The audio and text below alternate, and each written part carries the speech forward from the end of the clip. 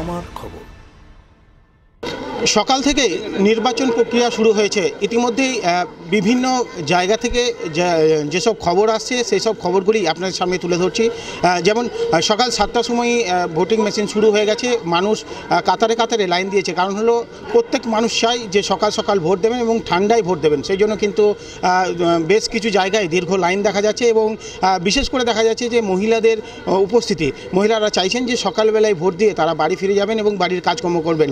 ইতিমধ্যেই আমরা এই মুহূর্তে আছি লাইকবাজারে একটি ভোট গ্রহণ কেন্দ্র থেকে, যেখানে আমরা এই সম্প্রচার করছি এবং দেখা যাচ্ছে যে এখানে বেশ সংখ্যক মানুষ উপস্থিত হয়েছেন ভোট দেওয়ার জন্য সকালবেলায়।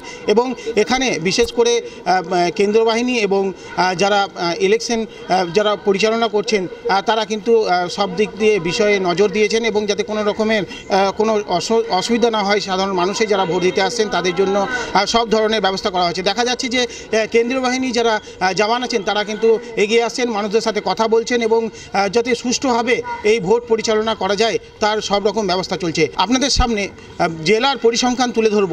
জেলায় কতগুলি প্রার্থী আছে। বীরভূম জেলায় দুটি সিট, একটি হলো বীরভূম এবং একটি হলো বোলপুর, এবং কোথায় কি পরিসংখ্যান রয়েছে তা বিস্তারিত আপনাদের সামনে তুলে ধরছি। 41 নম্বর হলো বোলপুর, সেখানে প্রার্থী রয়েছে 8 জন, এবং বীরভূম 42 নম্বর, যেখানে প্রার্থী রয়েছে 12 জন, এবং এরাই প্রতিদ্বন্দ্বিতা করছেন নির্বাচনে এবং এদেরকেই নির্বাচিত করবেন সাধারণ মানুষ এবং ভোটাররা। সেই মতোই কিন্তু সকাল থেকেই লাইন পড়েছে। এবং আরও পরিসংখ্যান দিই, যেটা হলো বীরভূম এবং বোলপুরের ভোটার সংখ্যা কত এবং মহিলা সংখ্যা কত, পুরুষ সংখ্যা কত এবং অন্যান্য কি আছে তা বিস্তারিত আপনাদের সামনে তুলে ধরছি।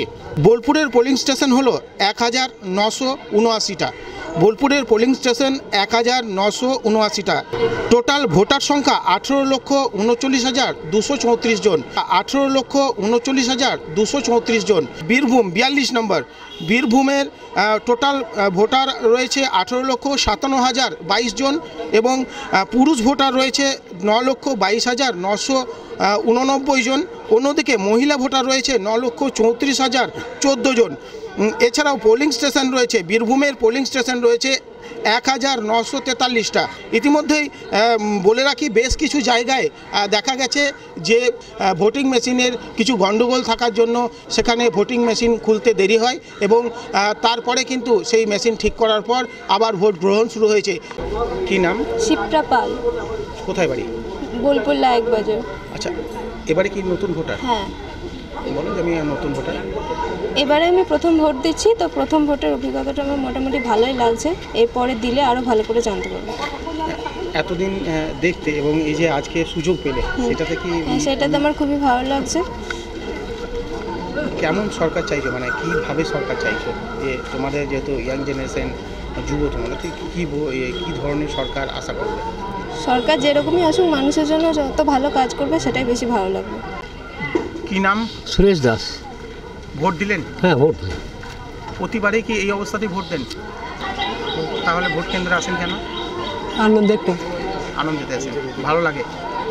এখনও পর্যন্ত যেটা জানা যাচ্ছে, সুষ্ঠুভাবে নির্বাচন প্রক্রিয়া চলছে এবং কেন্দ্রীয় বাহিনী এবং নির্বাচন কমিশন যেভাবে সুষ্ঠু একটা নির্বাচন করার প্রক্রিয়া শুরু করেছিল বা যে পথ নিয়েছিল, সেটা কিন্তু এখনও পর্যন্ত স্বাভাবিকভাবেই ভোট গ্রহণ কেন্দ্রে দেখা যাচ্ছে এবং সকাল থেকেই সাধারণ মানুষের লাইন পড়েছে ভোট দেওয়ার জন্য। বাসন্তী দেবী গাঙ্গুলি ফাউন্ডেশন দ্বারা পরিচালিত উর্মিলা বৃদ্ধাবাস সেবা করাটাই মূল উদ্দেশ্য আমাদের। তাই বয়স্ক মানুষদের পরম যত্নে আগলে রাখছি আমরা। রয়েছে অন্ন, বস্ত্র এবং সুচিকিৎসার ব্যবস্থা। ঠিকানা কালিকাপুর কলোনি, বোলপুর।